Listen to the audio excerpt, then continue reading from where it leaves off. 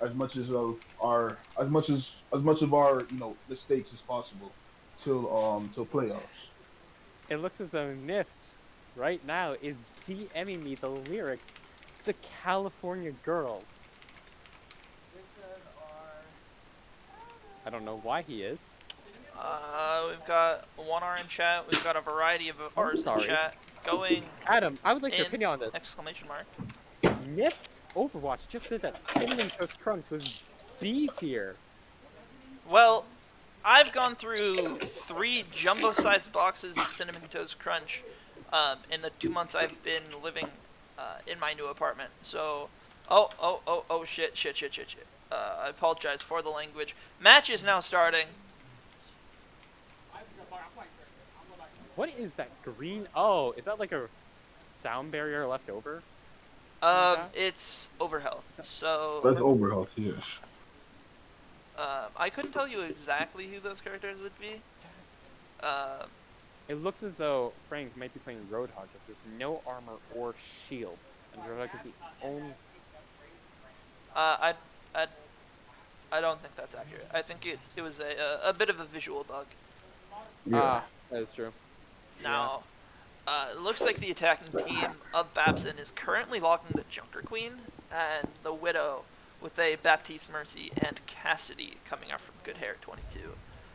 Really interested to see how this works out.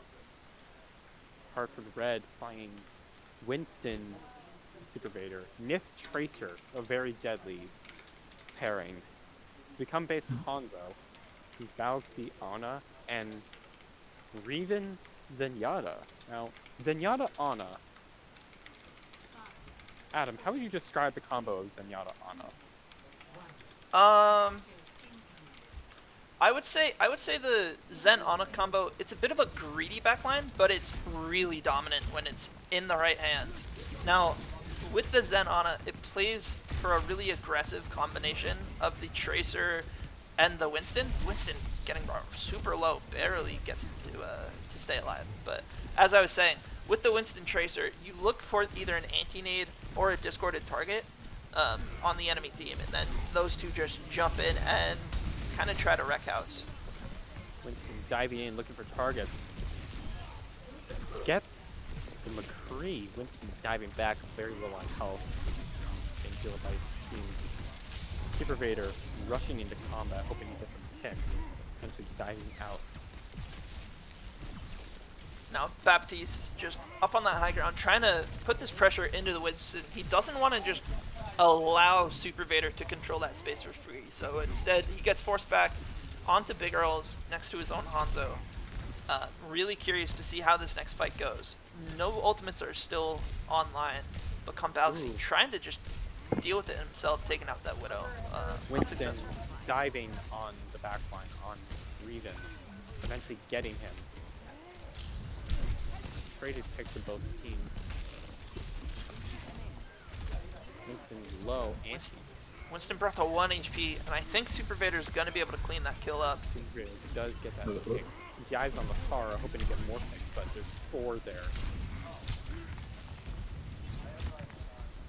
Now, running Pharah on a team where your only hit scan technically would be Ana.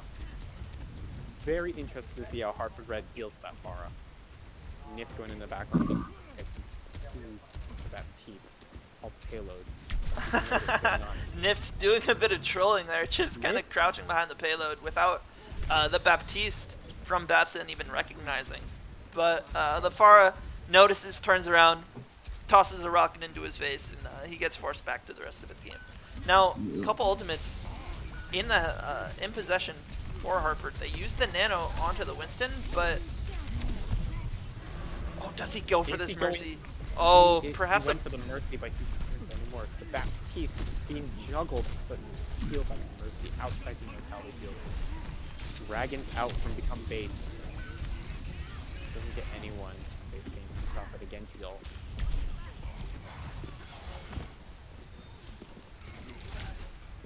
Now, I believe all that stands left is the Tracer, and just like that, Babson is going to get control of this first checkpoint. Yeah. Now, the University of Hartford's gonna have to figure out how they want to defend this next section of the map. They see the swap over to the Cassidy by Become Based. Oh, become base off the map, unfortunately. But they get the Winston there. Oh, the Mercy just down. she just gets eviscerated. That was phenomenal play. Is Nick gonna go on this part? No, he is instead going to play main with his Winston. Now at this point, they're just kind of gonna take a second, reposition.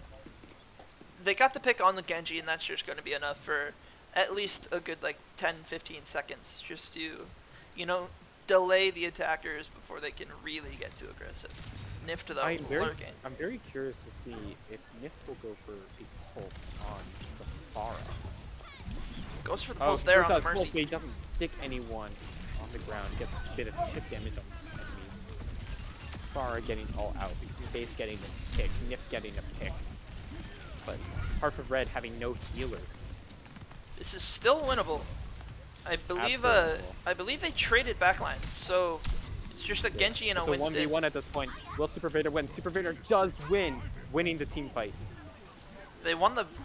I'd say they won the battle, but sort of lost the war in this case because he's forced to retreat, being at such low health, and the attacking team, all back with the respawns, able to just jump in and take this position. Oh, the window coming out from Baptiste. Super Vader dives in, hoping to get uses his Winston ult, going on that echo. Manage to get this echo? I was hoping he would stick. Oh, does he manage to juggle this map? Oh, again, so just a little unlucky. Still sticking on this Baptiste. I really like this decision, but he doesn't have anyone able to follow up with him. Now this Genji has to play it, chooses not to pull it. Probably the smart decision. Traded. Oh! But the Baptiste is down. What a snipe by Super What Vader. a shot. That was shot. fun. Now, rumor has it that Super Vader is playing very well today, but not just because he's good at Overwatch. He's good at Overwatch. He's incredible at Overwatch. But I think there's also because there's a Giants game right now. And I believe Super Vader is a Giants fan. Oh, he choked! He choked it! Oh, Nift completely unaware by that Ana, had no idea that Nift was sneaking up behind him on the Tracer, and he just completely whiffs the pulse bomb. Oh, wow. Gods do bleed. Let it be heard here first. Oh, shout out to... That was the best play I've ever seen by Nift, which directly followed the worst play I've ever seen by Nift. First, he completely whiffs the pulse bomb, and then he jumps in front of Become Based to block the sleep dart on purpose so he can land the high noon on the Ana and then finish him up. Absolutely. Yeah, Nift, a very wonderful player for Hartford Red. He has his ups, he has his downs, but overall, he's a very solid player.